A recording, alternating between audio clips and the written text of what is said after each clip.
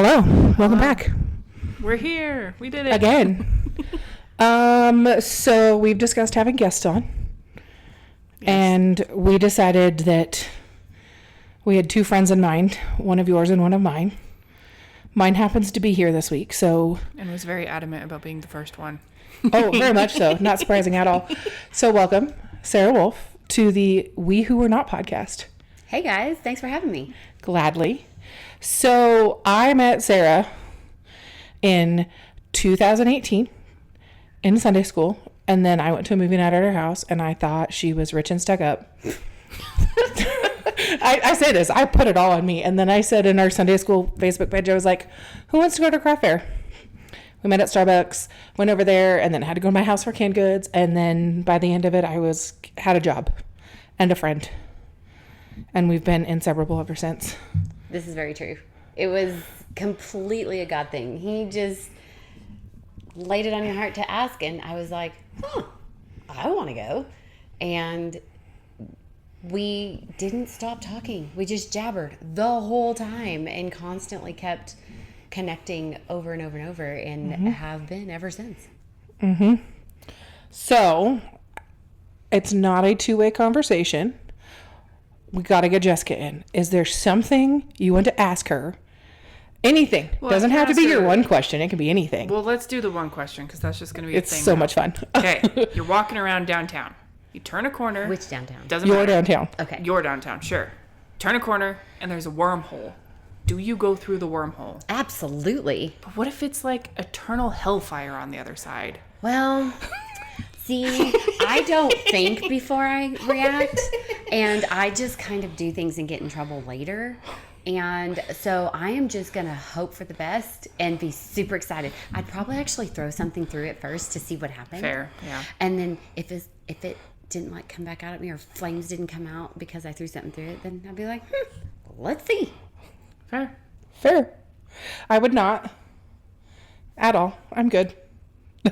Yeah, no, me either. I'd probably like start a live stream on my phone and tell everybody what's going on, and then hook my phone in and see. But yeah, I don't think I would go through either. There's a possibility I might throw like somebody I didn't care for through it first. I definitely have to poke it with a stick too. Right, yeah. Exactly, to see what happened. But I'd be so extraordinarily curious, it would eat me alive until I found out. I would be curious too, but the extremes of the possibilities. Because see, even when you asked that question, it didn't even enter my head that it could be hellfire. It didn't even cross my mind. If it makes you feel better, most people answer like, yes, absolutely. And when I first started asking this question, I would have gone through too. But over the course of the years, my answer has changed to think ahead a little bit. It's like, but what if? What if it's something I can't get out of? What if it's the most amazing thing ever? See, but I already know how to get the most amazing thing ever. And it's just have Jesus and not go through a wormhole. Oh. So that was a trap. It was a trap. On purpose. Sort of.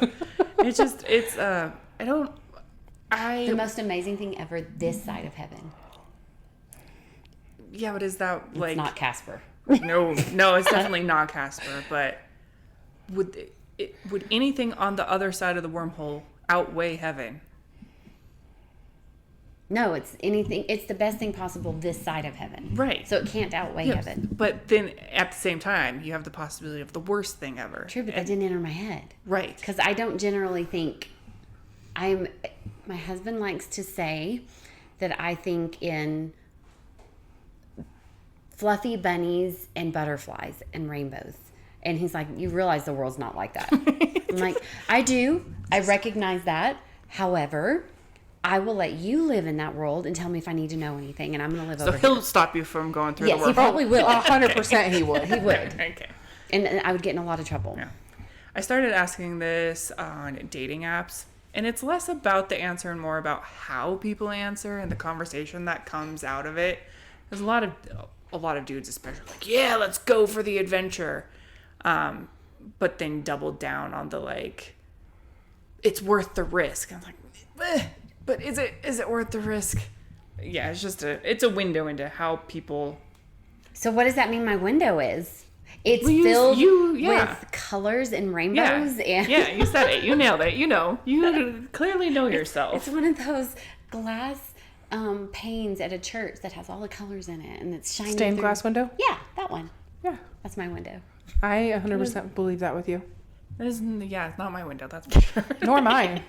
It's not based Mine is in very reality. black and white. My reality is nothing like that. So I like to live in the pretend world. We need those breaks. Yes, every piece of the puzzle is necessary. You got to have those people that live on the rainbow too. Helps balance out the people who worry about inescapable hellfire on the other side of the wormhole. So then the other question is, are you allowed to come back through? Well, you don't know until you go through. I know. Yeah. Yeah, not worth the risk in my opinion. Fair enough. Okay. So, now that we've had some giggles, and I've explained how I know you, and that you're one of my favorite people, I'll say that a lot. What is a moment in your life that really shaped who you are today? Oh my. There are so many of those because my life has changed in so many ways. I don't even know how to narrow it down to one. Then don't. First one that comes to mind. Start with that one and go forward. Well, I'm going to have to say the adoption of my baby Laura. That has dramatically changed who I am. Well, no. It's changed how I react in a day-to-day situation, but it's not changed me fundamentally as a person. So I can't say that.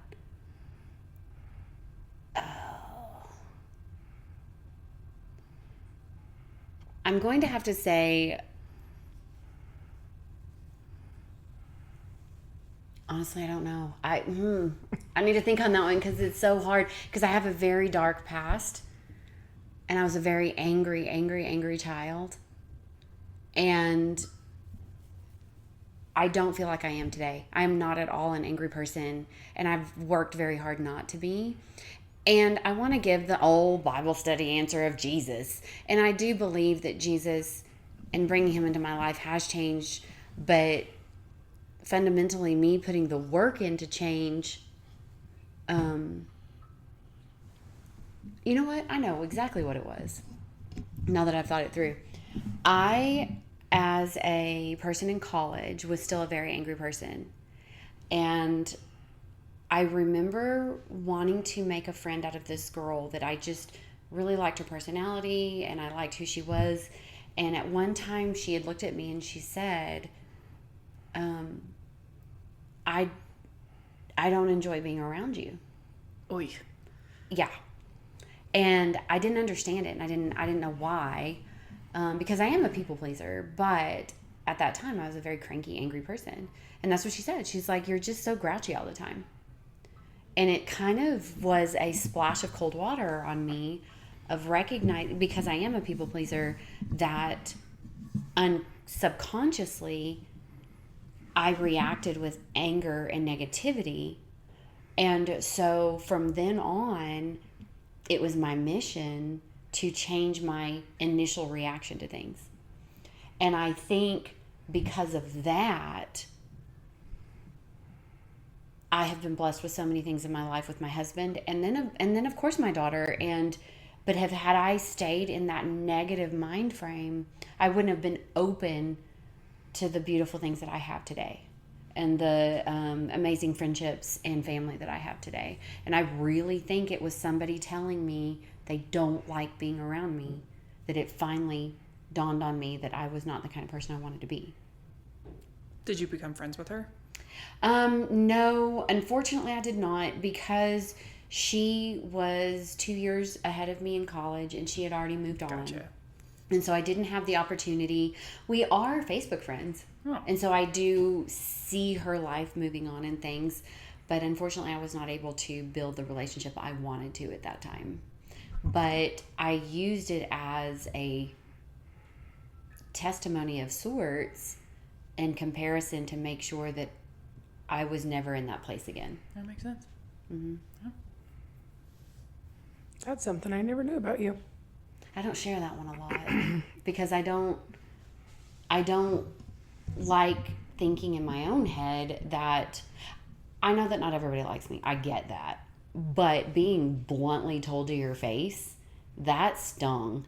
And so I don't like dwelling in that. And so I don't think about it, honestly, until it took me that long to go back and find where I changed fundamentally how I think about things. That's how much I don't want to think about it.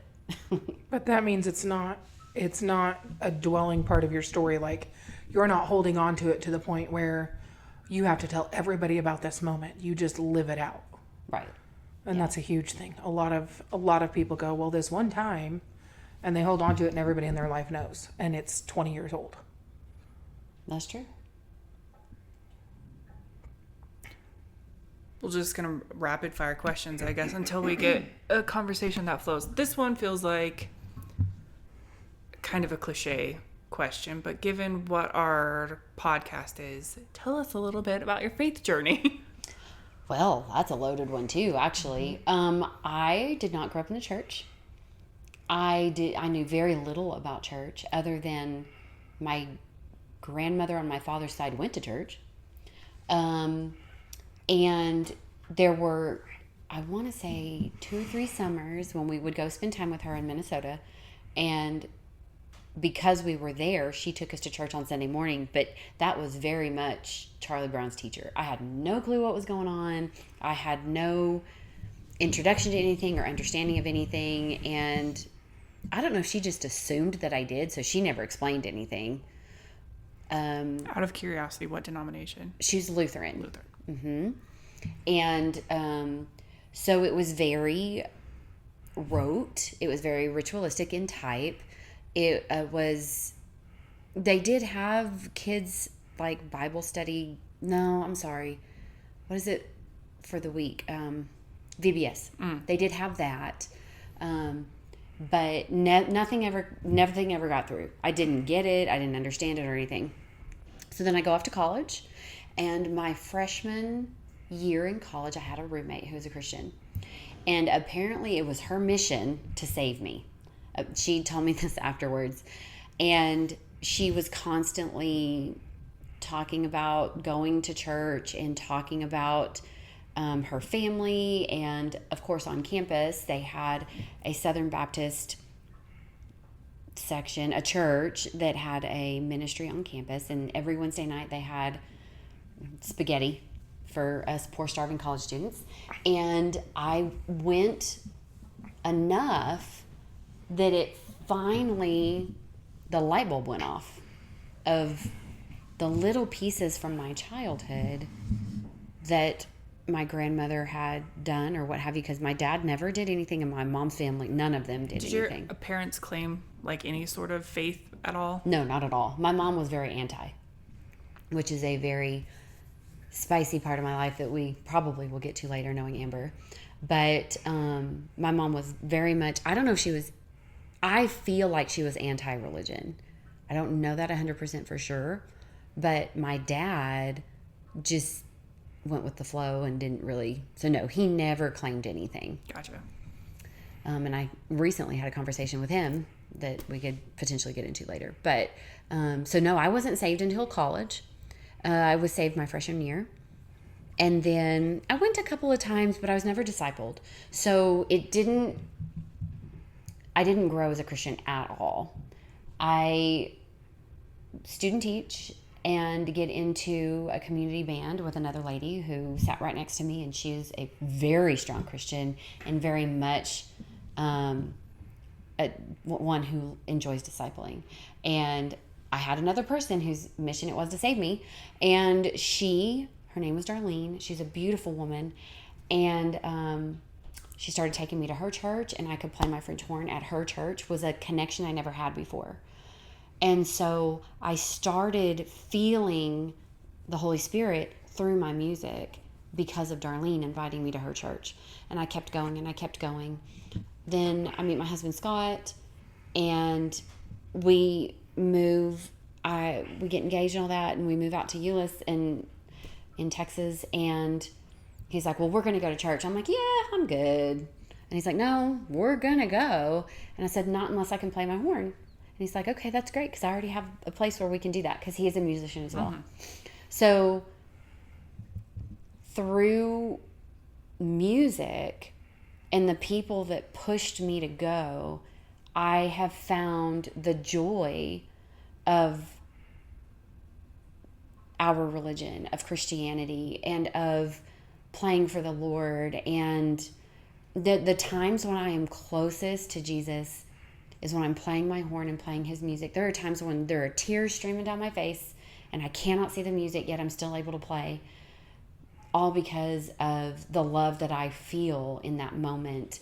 And then Amber comes into my life, and she has so much more experience in the Christian world that I absolutely feel that she is my mentor in this realm. And I'm constantly texting her all the time. Oh my gosh, I heard about this, or what about that? And she's like, well, hold on, let me look it up, or this is what I think. And she is the first person I think of if I have any question at all about the Bible or about what I've heard or whatever. And so just these people that God has placed in my life at different stages in my life have helped me to continue on that journey, that had I not had them, I would have fallen back on the old habits of my childhood of, I've got other things to do. Right. And so because of all these people, I am now placed on the path of being with my husband, of being a director of a Sunday school class. And I never, if I look back to the girl pre-college or even in college, I never thought that this is something that I would ever be prepared for or asked to do. And then when I found out I was being asked to be a director, I reached out to Amber and I was like, ugh, I can't do this. What are they thinking? I'm not ready. This is not, they don't understand. They don't know where I've come from. They don't know my past. And she helped me off that ledge and realized that this is where God has placed me. And so I'm excited about this next adventure that I get to take. Congratulations. Thanks. So has Amber told you about the podcast at all? Yeah, a little bit. Okay. So leading into the follow-up question, one of the things her and I have talked about a lot is reaching the people that feel othered by the church. And one thing I don't see enough Christians talking about are their struggles too within the faith. So the follow-up question is, have you had any significant struggle or questions with your faith? Oh, absolutely. So one of the big things that I didn't understand is why I was not able to have children. Should have got tissues again. We just need to have these here for every. I'll go get them. They're on the desk, or you can grab the paper towels. I'll go get you tissues. I can hear. Okay, thank you. So, for some reason, I was born with a situation where I'm not able to have children. And I was in, actually, the current church I'm in now. And we were at a choir/orchestra practice. And one lady asked me why Scott and I weren't having kids. And I told her I couldn't have children. And so she said, wow, you must have done something really bad for God to not let you, your sin must have been so bad for you to be punished this way. Horrible. That's a horrible thing to say to someone. Absolutely.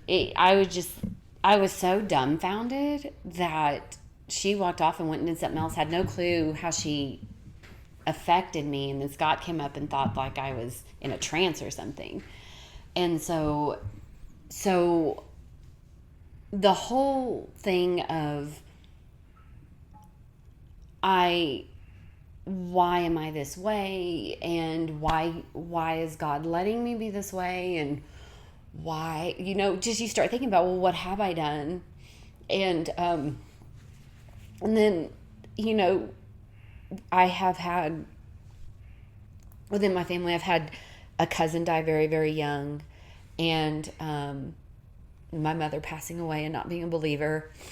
And so the frustration and the anger of why God lets these things happen And so, yeah, I've had a lot of struggles of not believing, of doubt, of, is this really true? Or especially early on when I found out, I couldn't have children, and the situations that have happened to me.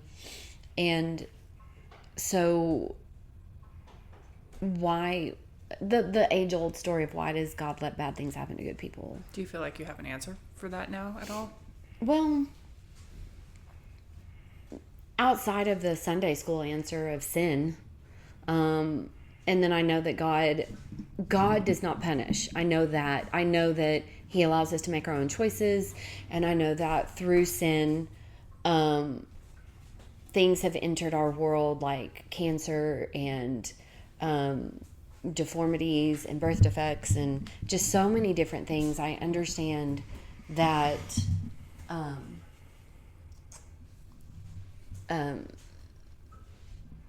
that it's not God's plan, but because of the fall.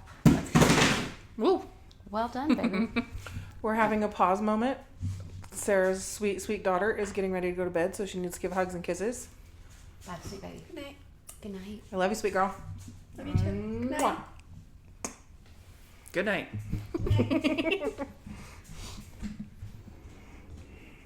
But yeah, that's just something I struggle with, of when I get into a low moment or a valley of,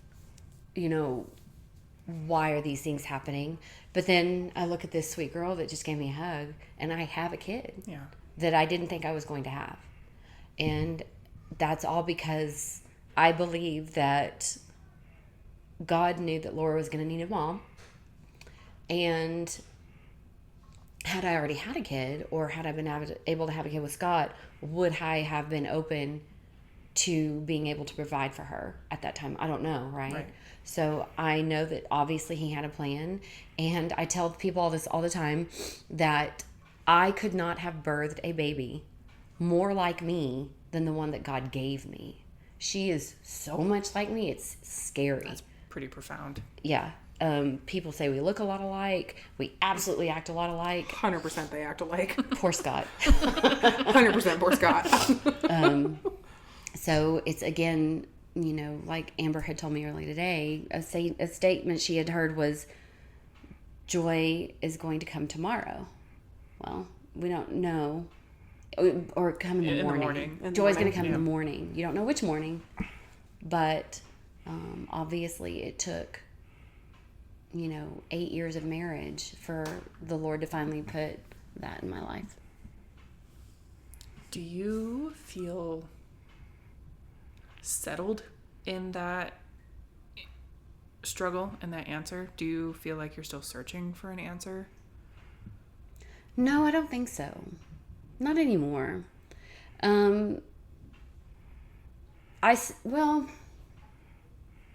No, I don't think so. I know that there is a reason for everything, and he has a plan. I still struggle with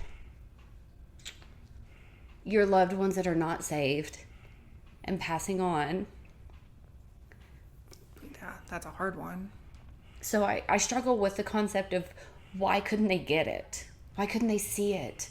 It's so obvious. And, and so it makes me sad of, could I have said something else, or invited her to some event, or introduced her to some person that could have done it? And ultimately, in the end, she is gone, and I truly believe that she did not accept Jesus before she passed. And so the sadness of not seeing her again is really hard. But that has spurred me to think about talking about to my dad. Yeah. And I actually had a conversation with him this past spring break when my daughter was up there visiting. And I finally got up the nerve to ask him, and I'm 46 years old. And I got up the nerve to ask him if I said, I know Grandma went to church, and I'm pretty sure you did as a kid with her. I was like, so do you believe in Jesus? And he just skirted around the answer, and he's like, look at all this beauty, and because they live out on a lake, and he's like, why do I need all that when I can just have this? So that was very much an answer. Mm-hmm. And so the sadness I feel for my mom, I don't want to feel for my dad too. So now it's just that whole, how do you get there? Can I do anything different than I try for my mom? And I didn't succeed. And I know it's not my responsibility to succeed. I know that it's God's. I'm just supposed to plant the seed, or someone is, and other people water it, and he works through it. But why didn't it work? Free will is a hell of a drug. Yeah. Oh, I'm sorry for making you cry. I made our first guest cry. I feel bad. I knew that was going to happen, so don't feel too bad. Okay. I made her cry earlier because I was a meanie. I am one, like my husband said, I live with butterflies and rainbows and fluffy bunnies, and I wear my heart on my sleeve, and it's inevitable. I don't have the easiest of lives and past, so I knew coming into this conversation some of the questions that could be potentially asked, so I knew it was going to happen. Oh, fair enough. So let me ask you a fun one. Okay. To lighten the mood, and it might come back around. When you think about your childhood, what memory makes you instantly smile?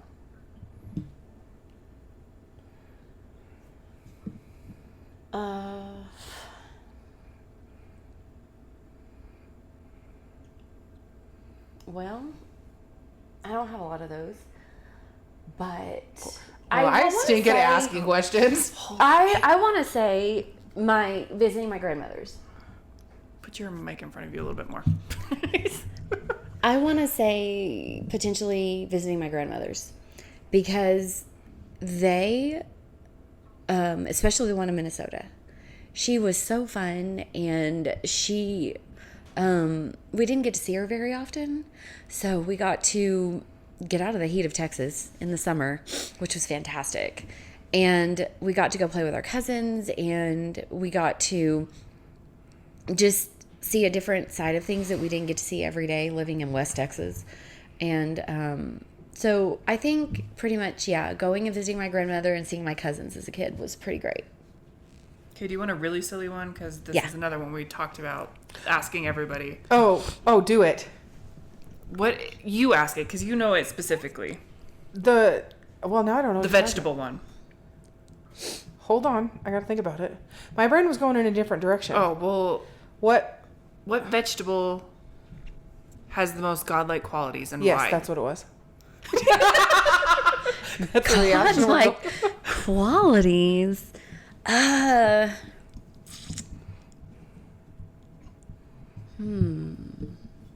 My answer is a potato. Okay, why is that? They're hardy, and you could throw them in the back of a cupboard, and they still grow roots, and they have the eyes or whatever. I haven't thought about this too deeply. It might change, but right off the bat, my initial answer is a potato. I was going to think corn. Like the actual corn on the cob that's covered. The sweet corn.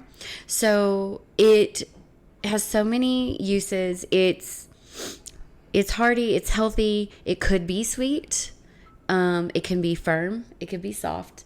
But you have to peel back the layers to get to the actual vegetable that is healthy for you, because it's not on the surface. You can't just see it. You have to open it up before you can see it. You two are over here being thoughtful, and I'm over here being funny. Do you have an answer yet? A cucumber, because it's Larry Boy. I haven't watched enough of that show to... I haven't either. All I know is where's my hairbrush. I mean, valid. So if there was one question, because didn't prep you for this, my bad, that you could ask us, what do you want to know? Because like conversation you want to have, like question you want to know about us. I know everything about you. You don't know everything about Jessica. That's true. And you could ask her, and then I could answer the same question. Okay. So it can be anything at all? Yeah. Okay. Let me think. So,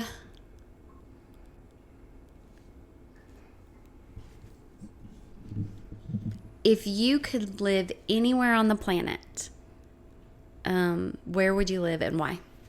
Everywhere. I would go everywhere. I hate flying, so this is a bit tricky, but I'm not really that content being in one place for that long. I get Amber knows this now. I get really uncomfortable and grumpy and just like uneasy because I told you earlier, I've been in this apartment for 7 years. Here, within the next couple of years, it will be the longest I've ever been in any place, even like longer than my parents have lived. I've lived with them in the house that they're currently in, and it's starting to make my skin crawl. Starting to itch, huh? Yes, it definitely is. I would like to go everywhere, see all the things. So, possibly being in a camper? Yes. Yeah, absolutely. Yeah. But it's very hard to get the camper to, like, Ireland. I mean, You can rent one there. In an ideal situation, I use this stupid thing to make connections with people all over the world and just kind of couch surf. That's pretty great. Yeah. I mean, that's very risky. Oh, there's a wormhole there. There is a wormhole there. I mean, you've lived with friends before. Yes. Yeah. But vacationing for like 4 or 5 days with somebody is way different than... Yeah. Well, and on the other side of this wormhole isn't inescapable hellfire. I might get raped and murdered, but like... Yeah, that's not a hellfire at all. Not comparatively. Worse things could happen. The extreme. Yeah, I'll be fine or I'll be dead. That's my new mantra in life. I'll be fine or I'll be I dead. went to Seattle in September for work, and it was the first time I had flown by myself ever, and it was the first time I had flown in about 15 years, and I was terrified. Like, I had so much anxiety, and eventually God just brought me to the point. It's like, you'll be fine or you'll be dead, and then you'll still be fine, so like, stop it. Oh, Yeah, well. so that's my mantra now. I'll be fine or I'll be dead. And then I'll be fine again. Yeah, exactly. Okay. Either way, I'm fine. Yeah. Me? Your turn. Sarah wants me to say Texas where she lives. My family wants me to say here. I would love to live in a camper and travel. I very much like Jessica get angsty after about 2 years. And so, like, I have some goals. Because then I could go to Texas and I could go to the lake or the ocean and I could be here and wherever and whatever. Yeah, I don't enjoy flying, but I would do it if I really wanted to go somewhere. But if I could live anywhere, I think it would be to be a nomad because I don't have to be stuck to one place. I can be free. How about you? I would live probably on some sort of boat or ship. That way it's continually moving, but I love the ocean. I love the water. I love the sounds of the waves, and we are addicted cruisers, and we try to go on at least one a year. And I would absolutely live somewhere where I could travel, either living on water somewhere where I could quickly get to a ship to travel. That's what I would do. So nomad too. Very interesting. I think most people, if given the opportunity, would go everywhere. I would go everywhere to travel, but I would still have a place called home. Yes, I would. Yes, I agree with that. But my home would be on a body of water somewhere. That's fair. Yeah. Well, I guess then to refine my answer, if home would be in the mountains. Okay. Ooh, I like that too. Yeah. No, thank Very you. green. Very green Oh, mountains. next time you come, we're going to the Bighorns. That's fine, but winter is no good. Wow. We didn't say you were living. You Yeah, your she home base in winter. Home. She didn't there say could you were be- at your home base in winter. That's true. Well, You can right. travel in the winter and be home during And the do summer all when it's mountains pretty. get winter? There's got to be some mountains that don't get. They're the high enough full-on up. They winter. probably get. Well, I didn't say I was living at the top of the mountain. I just want to be in green. Green is Green is good. my ocean. That's what There I you get go. from it. Yeah. Yeah. Okay. So I asked ChatGPT. I am very interested in how music relates to your faith.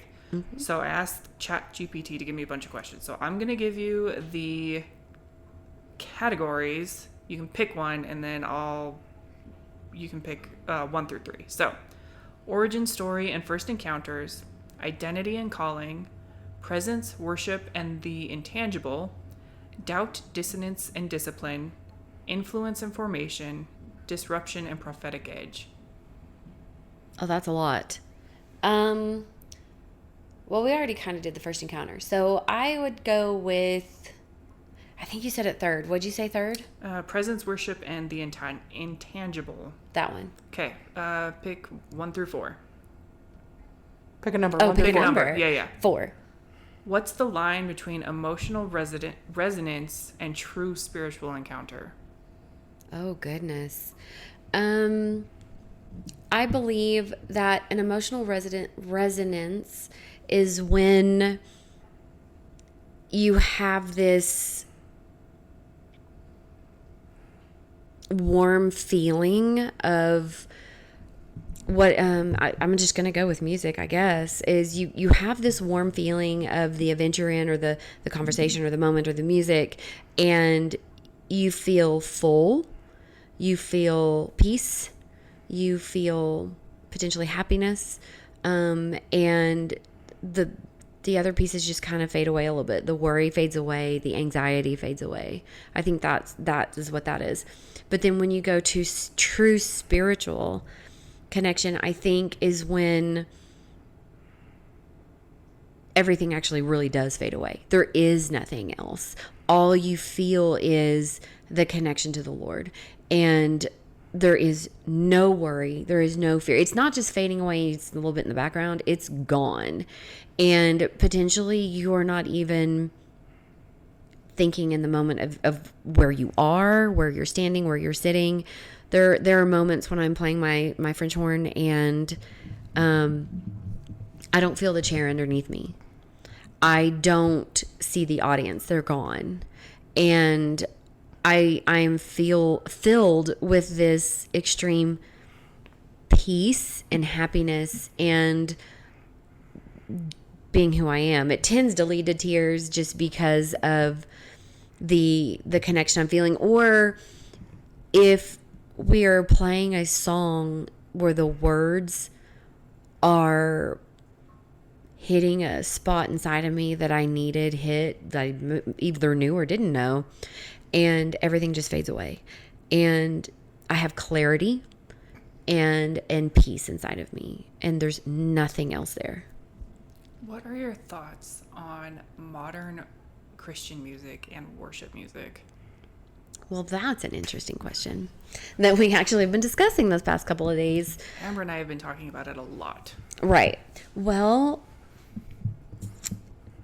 the difference in my opinion as well, is that worship music is about the Lord, and modern Christian music is generally about me. Right. And so, as much as I struggle with worship music sometimes because I get a little bored, and Feel that? oh my gosh, I get so bored, and the repetitive nature of the worship music bothers me a lot.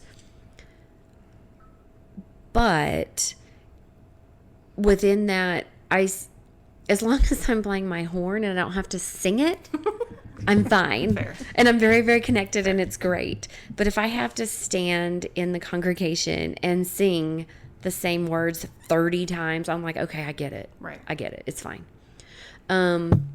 On the other hand, the modern Christian music, it can be more fun, but it doesn't necessarily get as deep. Right. So I think my favorite worship services are when there's a combination of both. When you have the traditional hymns and the traditional music, but then you also have the modern music splashed in there as well. And so you're hitting both.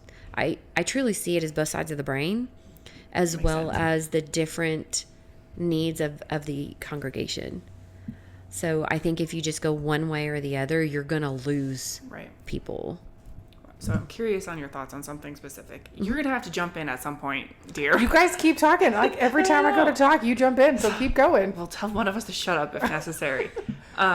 So I've church hopped a lot through the years, and most of my experience with churches are in non-denominational churches, most specifically like charismatic kind of prosperity gospel churches. And something I have experienced in many of those is I've heard it referred to as the Kundalini spirit. Have you ever heard that term? No. So the music will be playing. Oftentimes it is with a live band, and the lights are dim and the mood is set, and the whole congregation just starts like swaying together, like trance-like. It puts you in a trance. So when you were talking about the emotional resonance, that's kind of what those moments feel like. It's where it's hitting people emotionally, and the way it felt to me was like it felt good, but it felt sticky. Like under the good there was a layer of like, this is weird. Do you have any thoughts on that? I think that you weren't connecting with it. I think you think it's weird because everybody talks, a lot of people who are not in the religion talk about religion being a cult. So if you start seeing that and you're looking at it with a, I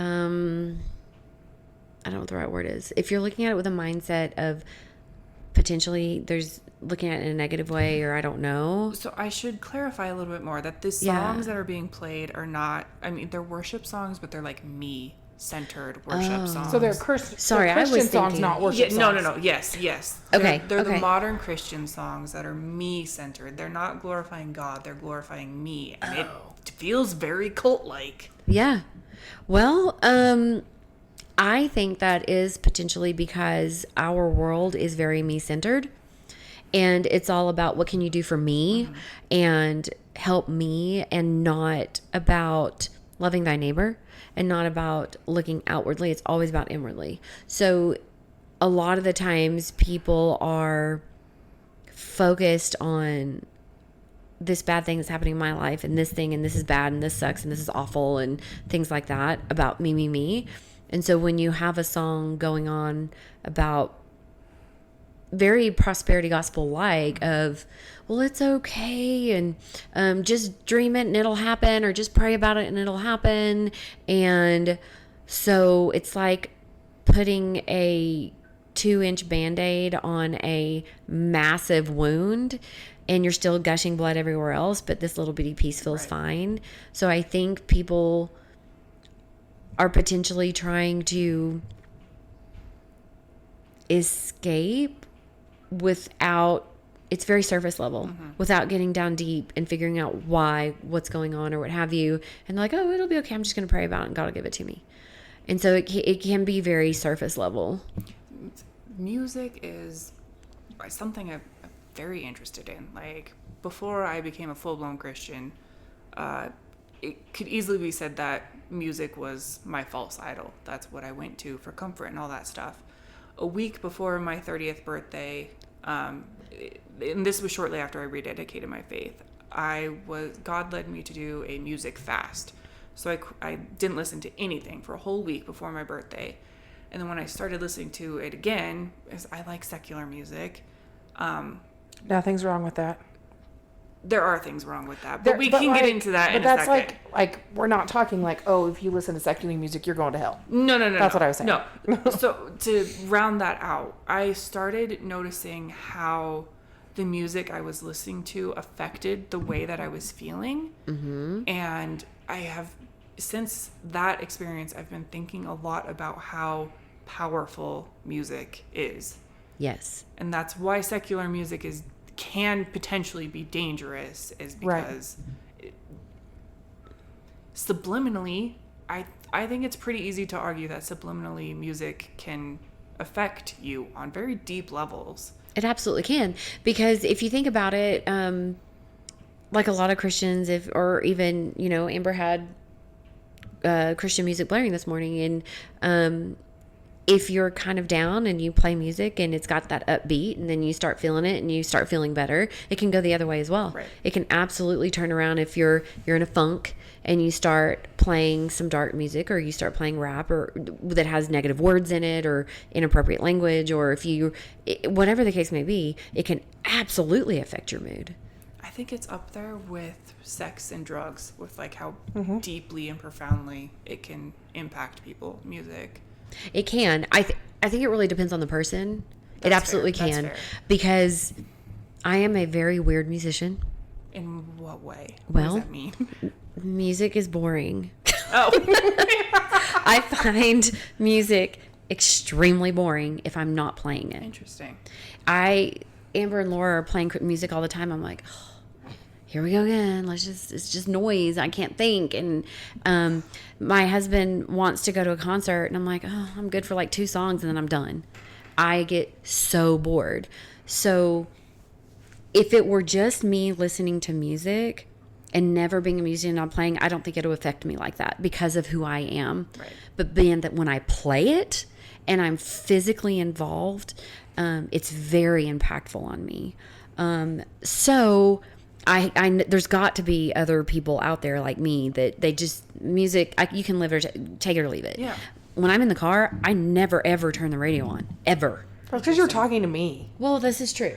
But even when you selfishly don't answer the phone, which is not very often, I don't turn the music on. Interesting. I'll just sit in silence, or I'll have a podcast or something. I don't have a playlist. I don't even have music on my iPhone. Nothing. There's zero music on my phone. It's not a factor in my life That's very interesting. unless I'm playing it, which is why I'm a very weird musician. Yeah. Yeah. You're the first musician I've ever met that's had that answer. For sure. And I don't even know why music works. I did not take a single theory class. I don't care why it works. I don't want to know why it works. I don't want to make music. And if you start talking to me and using music verbiage, I'm like, nah.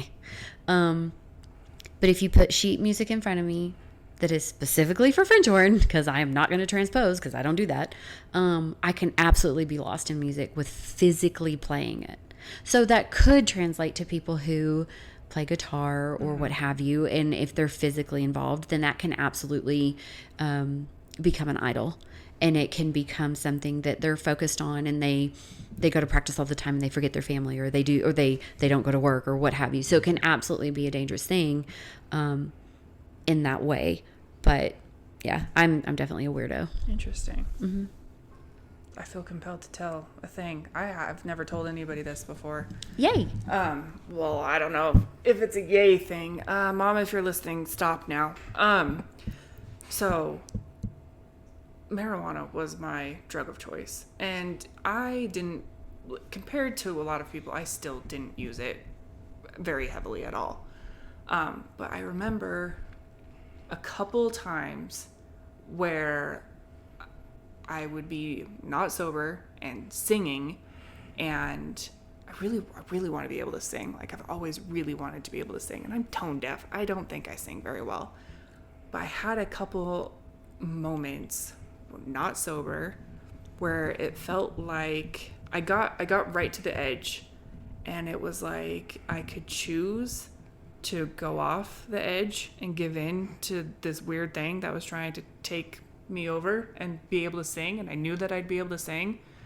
I've never gone over the edge because it is terrifying, but I have watched a lot of musicians that I believe have absolutely done that, and singers too. You can tell that they've been overtaken by something else. It's not them necessarily. They're just the meat suit in something else's.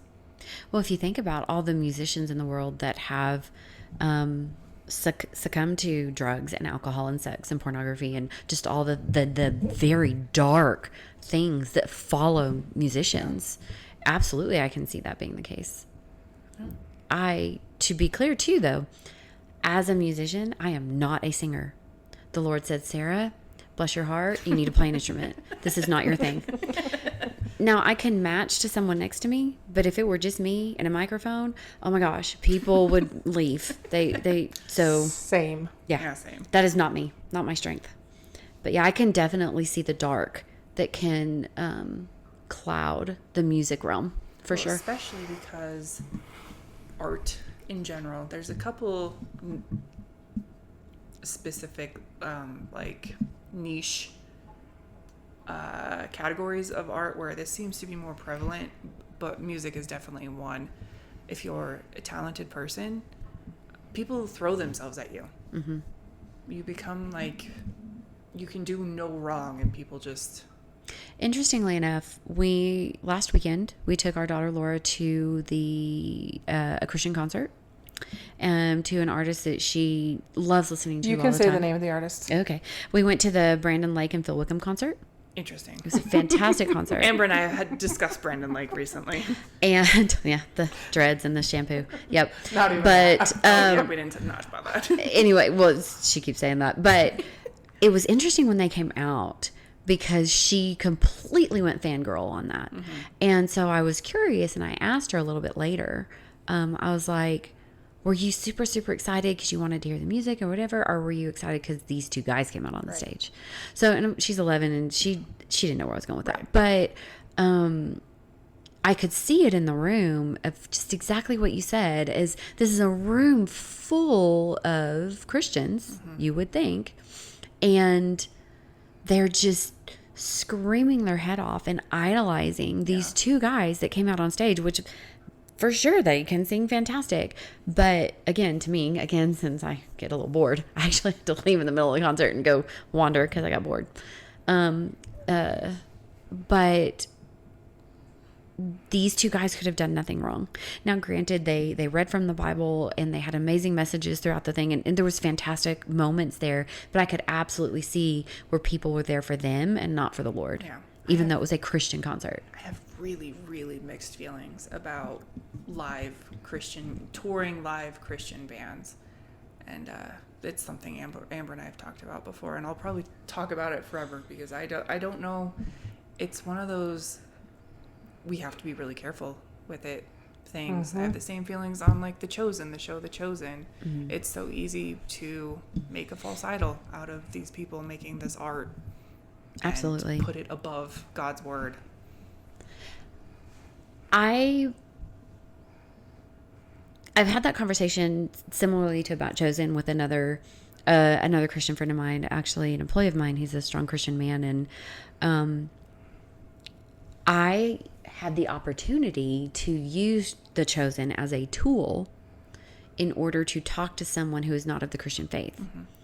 And this was a client of mine, and I was in a session for about 3 hours with this client, and they know I'm a Christian. There's a painting on my wall of the 3 crosses. I had it commissioned. It's a beautiful painting, and I am not shy about who I am, and I just talk about going to church and playing in the orchestra and what have you. And this client started asking me about things, and I don't know what led me to ask it, but I asked if they'd ever watched The Chosen because they were asking about the story.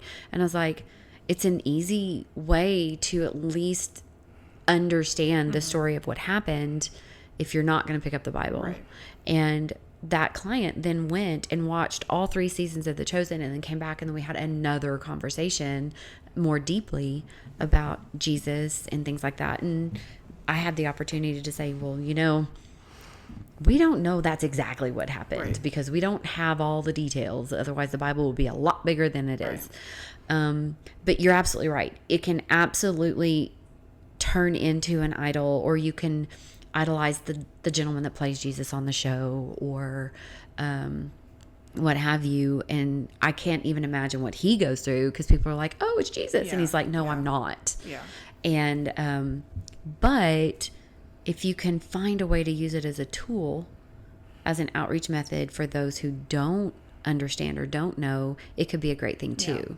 Yeah. I think I've zeroed in on my bigger problem is the fan base that forms around stuff. And I've experienced this even with Brandon Lake, and it's like, even just being like, we need to stop and look at what's going on here, and people just go nuts and start calling you an accuser of the brethren, and like, you're being legalistic. And it's like, but we can't even talk about this. As soon as I'm told I can't ask questions, like, I'm done. It's like, okay, never mind, bye. It's the fan base that develops around stuff that I think I have a bigger problem with. You look like you're gonna fall asleep. No, you need to participate now.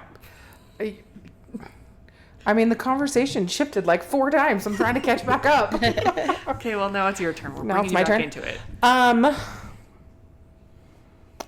Are we continuing this conversation or asking another question? Do whatever you want. Whatever I want. That's scary for you too. Whatever's on your heart. Yeah. No, it's not. This is what we're doing. I don't know. I had thoughts and then they left me. Just to clarify, I agree with Jessica. The fan base around Christianity's artistries of things is terrifying. I'm not a fangirl type of person. Yeah. They're rabid, and they are definitely turning these things into false idols, which is a problem. They have been for a long time. Like, I remember, okay, we're going to go here. I'm going to backtrack to the original question about, like, Christian modern music. Mm-hmm. And then Sarah mentioned, like, secular music, and you actually both mentioned it, how the words of it can, like, affect you. So there's an artist from the 90s and early 2000s. His name was Ray Boltz. If you listen to his music, he says the most heretical things. Like, he has a song called One Drop of Blood. Basically saying is all you need is one drop of Jesus' blood to be saved. Like, not about the death. And then he has a song about supposedly having to tie a rope and bells around the priest's robes so that if they died, they could pull them out. And that's not actually true. And so in my brain, as you guys were talking secular music, I was thinking how the words of Christian songs can flip. People morph it into scripture. Yeah, morph it into scripture and build their theology on it. Like, I don't know who sings it. There's a song out there, and the one line that sticks with me and just makes me crazy is, if it's not good, he's not done. I hate that. Like, if it's not good, he's not done. I think that's probably in a lot of songs. Well, yeah, but this one specifically makes it like this. Like, if it's not the good you want is the feeling you get from that song. So, like, how many of us have had things happen that were not good, and they will never, ever be good no matter how far we go. So, like, I don't like those things. So I'm very obnoxious about that. But that's what I was thinking about. And then the conversation shifted again, and I'm trying to think of another thought. No, I think it is a perfect point to add, though, to the conversation. And it bleeds into the people turning stuff into false idols, taking these songs, and if you are unfamiliar with the Bible, taking lines from these songs and turning it into scripture. That's the problem with with any sort of Christian art, is if you're not familiar with the Bible, and it's like, oh, I saw this thing that was written by some random human, and that's how you get things like the Emerald Tablets of Thoth. The what? That's a rabbit We hole, need to talk about this conspiracy later. rabbit hole. I don't know enough about it. I think it's a fairly modern conspiracy hole, but it's all sorts of, that's how you get all of the weird stuff popping up, and like that Jesus and Mary had a baby, or that Jesus and John were lovers. I don't know if you've heard that one, but Jesus and John were lovers. Hadn't heard that one. Yeah. So what is the weirdest thing you've heard come out of, like, Christian social media / churches / people? I don't know, because I don't pay attention to Christian social media and stuff. Good for you. I really don't. I don't look at that stuff and I don't pay attention to it, and so I couldn't even begin to answer that question. Probably healthier for you than it is for me. The weirdest thing I can think of is potentially, I don't know, a pastor saying that, don't worry if you sin. We've all sinned. It's fine. Pick yourself up, dust yourself off. Don't apologize. It's okay. That may be one of the weirdest things I've ever heard, but that wasn't in social media. I didn't say just social media. I did use the word "and" in church. Yeah. Oh, did you? Sorry. I did. Focused on the social media side of things. I specifically know you're not a social media person, so I added the extra. Gotcha. I mean, yeah, like, though that's a rabbit hole you should probably not go down. Not tonight. Not tonight. Sarah's over here stirring the pot. Kind of did. Speaking of pot stirrers, do you have anything you want to pot stir about? Like, ask questions, dig in, learn? About what? Either of us, any topic? Oh. I know, I'm being mean. Bible, church, anything. Anything. It doesn't even have to be Christian related. We Who Are Not is anything and everything. Um, We're the others. the others. So you, Jessica, had mentioned that you are struggling with church and which fair, we all do. So your town is very small in consideration, and the churches are what they are. So what can you do to overcome that within the what you have access to? Yeah, well, figuring it out as I go. The Bible study that I do with Amber on Thursdays has been a huge help, and I'm going to start doing the one on Wednesday as well. Not this How week, long by have the you way. been going to the Wednesday one? Oh, Maybe 3 or 4 times over the last yeah, month and a half. yeah. Okay. I haven't gone that many times. I think last time or the first time was this spring, maybe, and I've just gone a few times since then. But one of my nieces was doing gymnastics, and I was taking her on Wednesday to Gotcha. her gymnastics class, which is why I wasn't going. But she's not doing that anymore, and I'm really interested in the one that they've got coming up. So Right. yeah, The reason I asked that question is I know a lot of people struggle with finding the right church. And so they just kind of give up and use it as an excuse to just not go because, well, I just haven't found the right one. yeah. So I love that you have found other ways to continue diving into the Word and learning and having fellowship with people and not giving in to the excuse, and you're still trying and you're looking. So I really like that. So if I'm being honest, the deeper I get into the Bible, the harder it is for me to go to church. Yeah. I understand that one. Amber and I have talked a lot about church hopping. There was the year after I rededicated my faith, my mom, she lives about 45 minutes away from here, from Douglas. She came up every Sunday and we church hopped. We went to a bunch of different churches. And I really enjoyed doing that. I know it's hard to build community that way, but I like to gather data and I like to observe and see what's going on there's an Orthodox church here in Casper. We have a Greek Orthodox church, and it was a fascinating experience. So I'm trying to figure out how to incorporate that with what I've got going on right at the moment.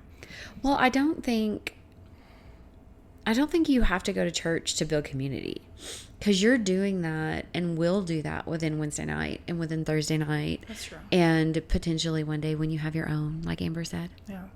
And so I don't see anything wrong with church hopping.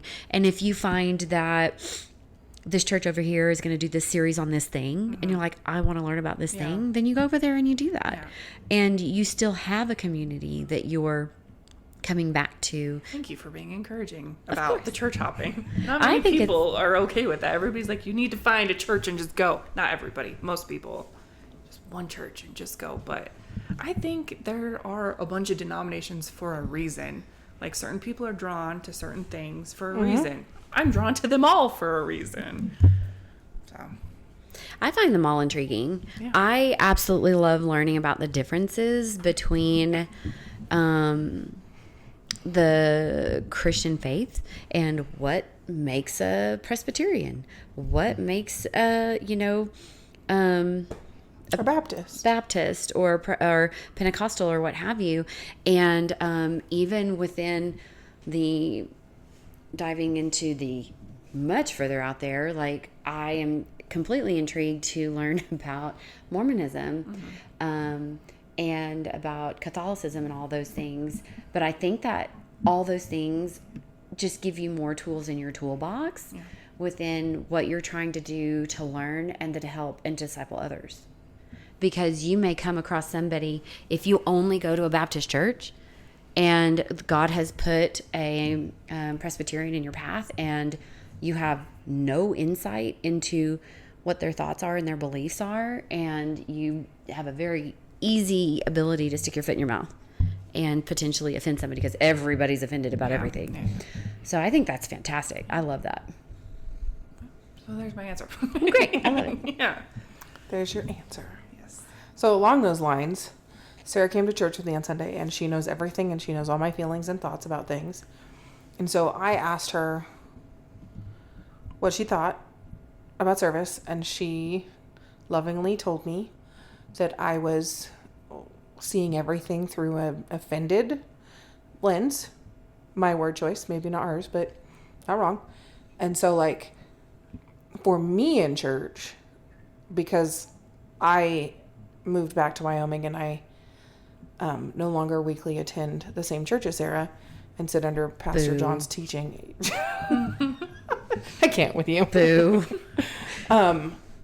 And it actually, like, did some really good things for her to be really blunt and honest with me, because maybe I'm not supposed to go to church for the sermon, but I'm so offended by what I think it should be, and it's not, that I'm not able to see what God has me there for. And so I really appreciated that. I know I said that once, but I really appreciated that you were willing to say, you're kind of looking at this wrong. Well, Yes, and and I was really nervous to tell you that, because I'd been thinking about it through the sermon, because I knew where her heart was, and I was listening, and I was trying to listen to it with my rainbow glasses and what I had heard from Amber's heart. And I could hear some things, and then I could see what she was saying. But I know I'm so proud of you for coming such a long way that I was nervous to tell you what I thought, only because I didn't want to hurt you. But you took it with such grace and openness and willing to hear what I had to say, that it made for a really great conversation that we had, because I do 100% believe that the Lord has placed you in that place for now, for a reason. And if you are looking through it with a lens of hurt, then you're not going to see the path He has for you and the blessings you can make on other people. yeah, and I appreciated your honesty. Like, and like I told you, I don't know if it was later that day or in the car, but I'd been ignoring God when He's telling me you're jaded. You're offended all the time. And so having you say that really, like, was the kick in the butt I needed. Church is hard, man. It's full with a bunch of people. And nobody's That perfect. it is. Right. That it is. Right? Why are we all people? That's a great question. You're so people-y. You're so people. So earlier today, Jessica was sending me things via ChatGPT via text, and I asked her to do something. I I wondered if you caught on. I was over there doing something. wondered what I'm putting two and two together. Like I asked how you spelled your middle name and Laura's middle name. Mm-hmm. So she was asking. I'm gonna let her explain what she was doing because she was the one doing it. Okay. So I'll give context too. I was catching up on the Bible study today and was listening to Isaiah, and I heard the name Ariel in Isaiah, and that is one of my middle names is Ariel. One of your middle names? Yeah, so Jessica, Callista, Ariel are my three names. And And a last name. well, yeah. Okay. But I don't know why I'm being weird. I'm not saying it on the podcast. You don't need people to really Google search you. I mean, it's pretty easy to find from Jessica, Callista, Ariel, but those are my first name and my two middle names. And my mom has told me before what my names mean, so I've done a pretty deep dive into it. But I didn't know Ariel was in the Bible as Ariel. So I went down through Strong's Concordance, and then I went to ChatGPT and asked for a breakdown of Hebrew origins for my names, because Jessica actually has Iskar, I believe, is the Hebrew name. Like, there's roots in ancient Hebrew for Jessica too, and the way that it gave it to me was really interesting. So I went down a rabbit hole and I did everybody's. I did Amber's and my sister and her kids and like my close friends, and then I was like, I need more people, give me more names. So then she gave me your names and I sent her yours. You should do this for all your guests. I might have to. It should be a thing. Yeah, I might have Be to. a thing. If they'll give me their middle names, I will. It's required to be on the podcast. You didn't know that because I already Yeah. had your middle name. So we did spell it correctly. No H on your name. It's an unnecessary letter. I agree. I totally read it as blessings when she sent it the first time, so I had to redo it. Sarah Blessings Wolf. But there's no E. I know, but Okay. that's what she I read. misread it when Oh, she okay. sent it. Okay, got Did I it. type that wrong? Did I tell you wrong? What did I do? Well, I am a blessing. Actually, kind of. Now I'm going to read this to you. Okay. The origin is Hebrew. It does have the Sarah with the H on the end because of the Bible, meaning princess, noble woman, lady of high rank. I have always known that Sarah was Hebrew for princess. That is who I am. This is extra ammo when you need it for Scott. Spiritual resonance. In scripture, Sarah was the mother of nations, the one through whom God fulfilled an impossible promise. This name carries dignity, divine appointment, and the bittersweet journey of waiting and becoming. A Sarah is a woman who laughs in the face of despair, not because she is flippant, but because she knows God, because she knows who God is. Spiritual identity. She who receives the promise even in her old age. No, that was not a dig. That is what it said. I did receive a child in my old age. You were not old when you adopted her. Try I again. was 35. Most people don't start out with a baby at 35. No, I was 38. I'm sorry. So you're saying 38 is old? For having a baby, But she wasn't a baby. she was 3. It's close enough. It is. That's pretty freaking... I'm trying to be. fine with it. I'm trying to be a brat because I just turned 38. I know. And you're calling me old. Well, No, because it was you kind old of for are having now. a baby. You I are. You're middle-aged Do you now. realize you're Yes. closer to 40 than you are 30? And I'm fine with that. Okay, blazing. Original, a rare surname, like derived from blessing or Ballas. I'm gonna Jessica say that. I gotta Double pull it check up. that. Hold on. Possible meaning blessing, modern English derivative. The one I can't say. Lisping, stammering, often spiritually interpreted as God using the weak or humble to speak power. Spiritual resonance. Blazing carries a deeply prophetic undertone, whether read as blessings or rooted in the older idea of stammering lips. It points to, clearly I'm having stammering lip problems. It points to God's tendency to use the unexpected, the overlooked, and the broken and make them conduits of power. It echoes Isaiah 28:11, with stammering lips and another tongue he will speak to his people. 1 Corinthians 1:27, God chooses the foolish things of the world to shame the wise. Genesis 12:2, I will bless you and you will be a blessing. Spiritual identity, the chosen voice of unlikely blessing. I think it's Blasius, which is Greek or Blasius. Latin for lisping or stammering, often spiritually interpreted as God using the weak or humble to speak power. Symbolic identity. This one got me. Sarah Blazing, the promised noble mouthpiece of mercy. Oh, wow. A woman marked by waiting, but called to carry breakthrough. One who blesses in silence and intercedes without recognition. She is the kind of woman who prays things into being and who may have been misunderstood early, but will be honored later. She is a living altar, not built of stone, but of stories, surrender, and steady praise. That's you. Wow, that's crazy. Do you want to know Laura? Of course. You're like, yes. Before we move Yeah. on there, it's funny because I had growing up, when women got married, I always knew that the women dropped their middle name and kept their maiden name, and then in the middle, and then have their new name, right? So my husband, he grew up where women dropped their maiden name and kept their middle name. Mm-hmm. And so we had a huge discussion over what I was going to do. And there was no way in the world I was keeping my original middle name. And I'm not sharing that. But I'm going to make you off of this so I can look it up, though. Okay, that's fine.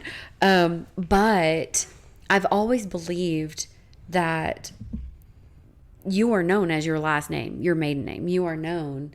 I was known as Sarah Blazing, right? So losing that identity, losing that last name didn't fit right for me.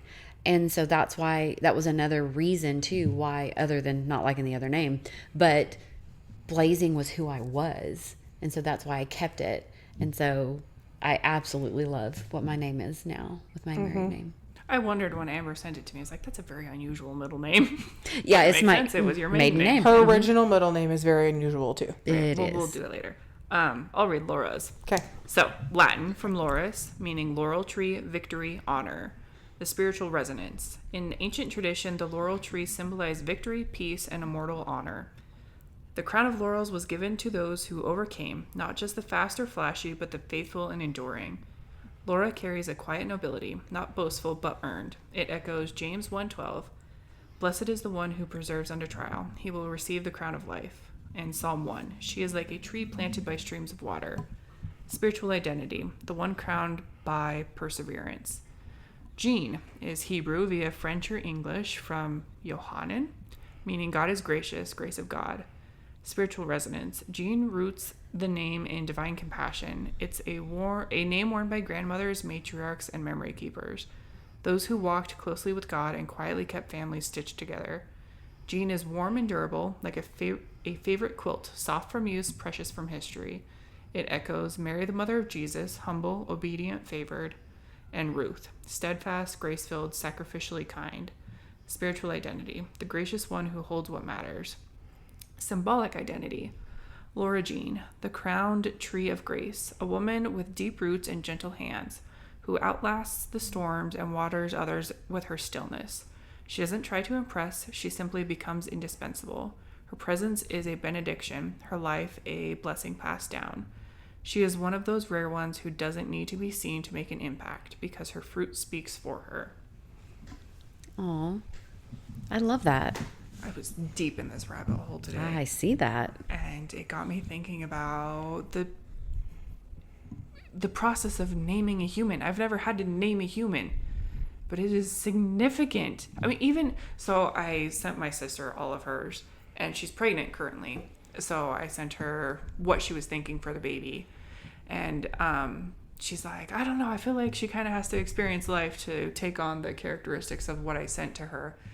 And I told her, God is always naming babies in the Old Testament before they pop out. He's always telling women when they're pregnant what to name their babies. And I hadn't thought about how significant naming a human was until today. Mm-hmm. Well, I mean, it follows you for your whole life. Does. Mm-hmm. We were teasing and joking about somebody I knew who first name and last name was the exact same name except for like one letter.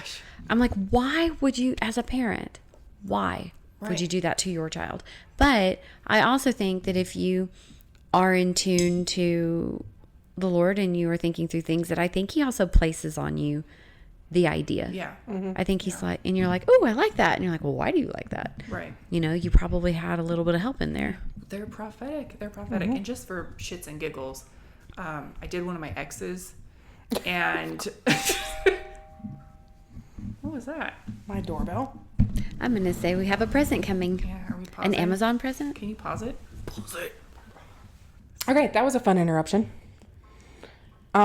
So naming, I think it's interesting because my brother and sister-in-law just had a baby. Sorry, I remembered what I was talking about. The ex.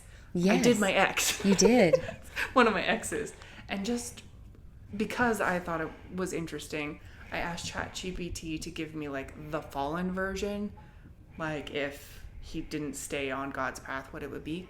Nailed it to a T. I am fascinated by how close all of these are getting to the people, and not only like what God's plan is for them, but if they go astray, it nailed it too. Oh, wow. Humans are so predictable. That's intriguing. ChatGPT. Okay, sorry. No, you're good. I was just talking till it came back to you. I was just going to agree with you that it's interesting in how they named their little one.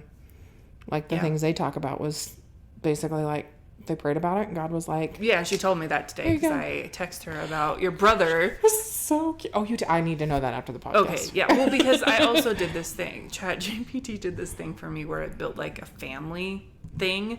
So I had to get your brother's middle name so I could give her the whole Oh, experience. gracious. That's funny. I mean, now we might as well do Scott, too. Yeah. Then we'll send you all of them so you can just have them. Oh, And that's you can be like, perfect. Scott, it's you. It's you. It's so I'd be you. like, oh my gosh. I had a thought and then it left me. I got distracted by my doorbell. What did they want? Toilet paper. Oh, I can share toilet paper. yeah. Yeah. It's easy. That is very kind. It's not And that very hard. nice that she can come ask for it. I like her. Okay, so I'll go back to the questions because my brain blanked. Well, I'm going to put it back on. Do you have anything currently that you're not struggling with, but like wrestling with in your own life, trying to figure out, Oh. or like something that you're pondering, or like a rabbit hole, like this name thing that you're in? I definitely do. So, I own 2 businesses. And with these 2 businesses, I don't know if I'm supposed to still do one of them. I'm trying to figure out God's plan. And because I absolutely want to follow it. If he's like, gives me a neon sign and says, do this, I'll be like, yes, sir. And I have no problems with that. But I'm struggling with, do I stay in my second business or do I not? And the reason being is my other business. So I have a bookkeeping business that I do with Amber, and I feel the Lord leading me in that direction. We are looking to serve churches, small churches that have a volunteer or a secretary doing their books, and they don't really know what they're doing, and we can really get in there and help them and create the budgets and do those things and help with transparency. And that's really been laid on my heart to go down that path, and it's very much in line with what Amber loves doing and wants to serve as well.